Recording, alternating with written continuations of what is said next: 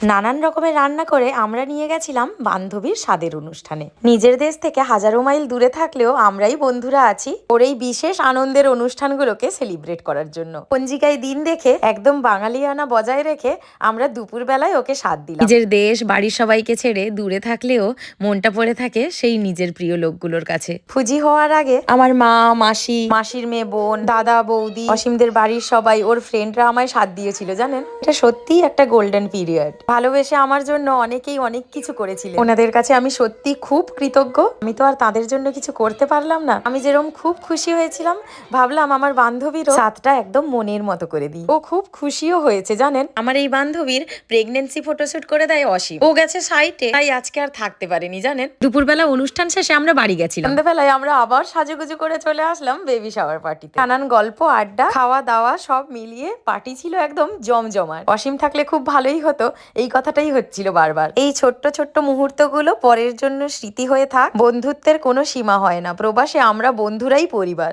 অনেক শুভ কামনা। ভালো থাকুক নতুন গেস্ট, ভালো থাকুক আমার বন্ধু, ভালো থাকবেন আপনিও। দেশে বিদেশে যেখানেই থাকি নিজেদের রিচুয়ালস গুলো পালন করতে কিন্তু দিব্যি লাগে। তাই